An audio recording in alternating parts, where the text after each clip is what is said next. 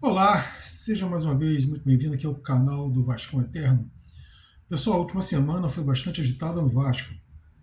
Sim, muitas das notícias já eram conhecidas do público, da torcida vascaína, e apenas foram confirmadas como a renovação da comissão técnica, com substancial aumento de salário de todos os seus membros, e que agora vai um contrato que inicialmente ia até o dia 24, agora vai até 2025, e com possibilidade de renovação até 2027. É uma boa notícia, temos que ver o que vão dar ao nosso amigo Dias, Ramon Dias, para que ele possa continuar um bom trabalho que ele fez no segundo turno, praticamente, do Brasileirão desse ano. Outras notícias, renovações de contrato, renovações que a própria torcida já pedia, como o Zé Gabriel, o Rossi, por exemplo, a compra do Matheus Carvalho, também conhecido como Cocão. São atletas promissores. O Rossi já não é mais atleta promissor, ele é mais do que cascudo, mas são atletas que podem contribuir, principalmente jogando na reserva. O Zé Gabriel, ele fez um bom, não vou dizer que fez um excelente, porque não foi, mas foi um bom segundo turno, da partir da chegada do Ramon Dias, e ele pode contribuir até como, sei lá, um 12º titular, alguma coisa do tipo. Ele fez realmente subiu bastante a produção nos últimos 6 meses, aí, 4 meses pelo menos. E esses entre outros, né? Por exemplo, a compra do lateral, Paulo Henrique, bom jogador, mas vamos ser sinceros, nada disso foi reforço. Todo esse pessoal já estava no elenco, já estava no clube e jogou a segundo turno, pelo menos o final do primeiro turno e segundo no Vasco. Então nada disso é novidade. Novidade até agora é João Vitor. João Vitor foi comprado por 6 milhões de euros junto ao Benfica. Já tem até detalhes da negociação, que seriam pagas em 3 parcelas, e o Vasco não anunciou isso oficialmente, mas até mesmo em Portugal, várias, se não todas as mídias que cobrem esportes já dão a negociação como certa, inclusive com este mesmo valor.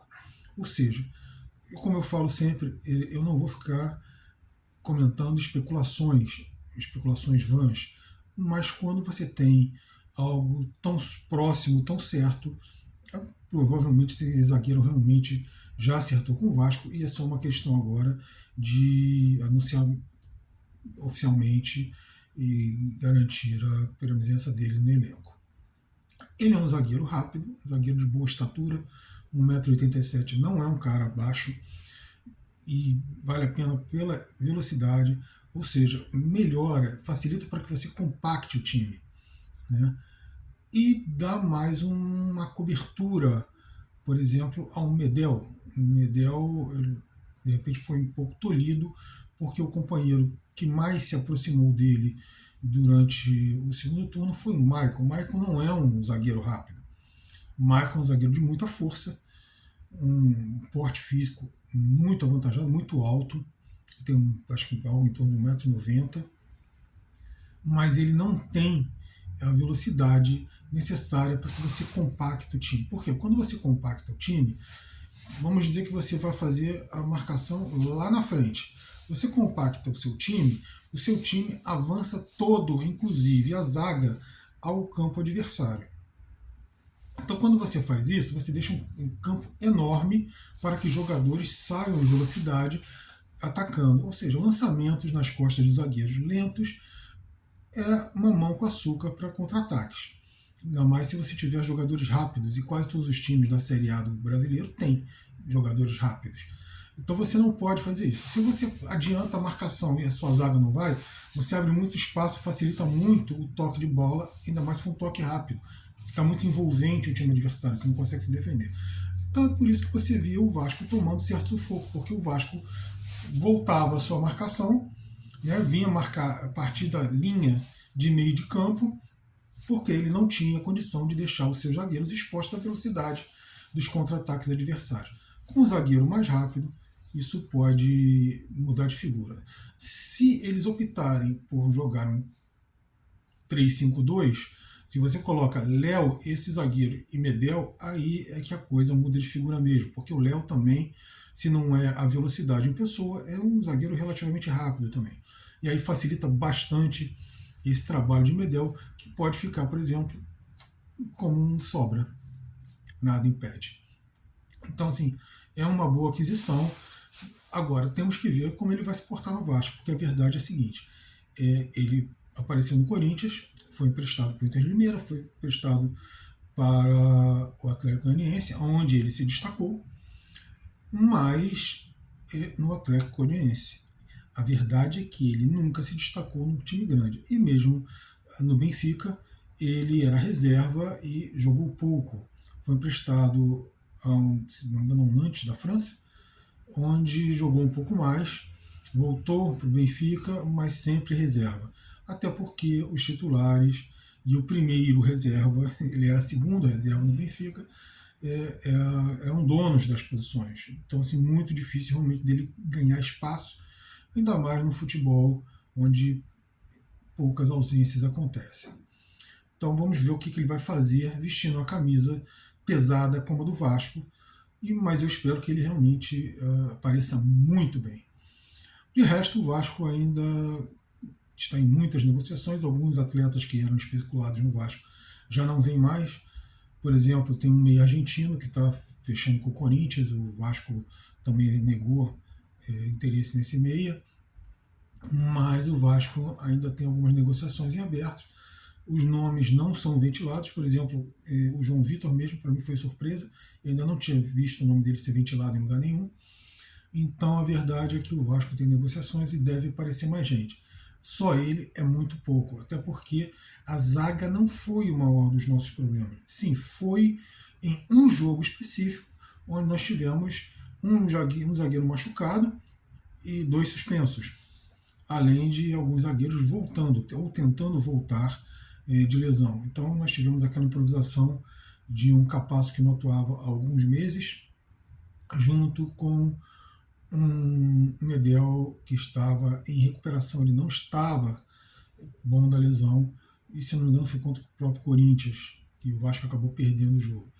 Mas a verdade é que a zaga não foi a nossa maior preocupação durante o ano. A nossa maior preocupação foi meio campo e ataque. Sim, o ataque melhorou muito, principalmente com a chegada do Veguete, mas ele não é uma andorinha que vai fazer milagre sozinho. Ele precisa de mais amiguinhos perto dele para ajudar. Payet é mas o Payet colocado sem um esquema que permita que ele participe menos da marcação é complicado. Então você precisa de atletas de ponta que propiciem a entrada de Payet no meio campo, né? Atletas que sejam rápidos, que voltem fechando o meio campo. O Vasco precisa desses nomes, principalmente de alguém que joga pela esquerda, porque apesar do Peck ser canhoto e a princípio deveria se se desenvolver muito melhor pela esquerda do que pela direita, a verdade é que ele não sabe, ou não quer, não sei. Eu não vou dizer que não quer, pode ser até uma coisa meio psicológica, mas a verdade é que ele não consegue engrenar pela esquerda, embora pela direita ele até vá bem. O problema do PEC segue sempre sendo aquele último toque, aquela decisão final, né, que 90% das vezes são erradas. Se ele acertasse 50% das vezes, ele já estava na seleção brasileira, já estava valendo 200 milhões de reais. Mas ele é um jogador muito, muito voluntarioso. Todo mundo fala isso e é verdade. Bom, de qualquer forma, o Vasco tem uma boa espinha dorsal. Melhorou um pouco agora com a chegada do João Vitor, mas precisa de mais. Precisamos de um lateral esquerdo, porque o Piton está sozinho. Precisamos de um primeiro volante. Como eu disse, o Zé Gabriel apareceu bem, mas primeiro que é o único praticamente na posição, e segundo que precisamos de um cara melhor do que ele ainda, porque embora o Zé Gabriel tenha aparecido bem, não é também o jogador dos sonhos dos vascaínos. Precisamos de pelo menos um ponta pela esquerda. Ou seja, nós precisamos ainda de ao menos 3 ou 4 jogadores, porque eu colocaria aí um meia também. O Paê hoje em dia, como meia de ligação, fica meio complicado. Ele teria mais um ponta de lança, o antigo ponta de lança, ou seja, um meia que já fique mais próximo ao ataque. Um meia atacante, não um meia de ligação. O nosso amigo Alexandre Matos vai ter trabalho de conseguir, porque também não pode ser qualquer um. Tem que ser jogador de ótimo nível. Vamos ver o que ele vai conseguir nisso aí. Isso aí, pessoal. Valeu pela presença de vocês aqui. Deixe seu joinha aí, se inscreva no nosso canal. Até o nosso próximo vídeo.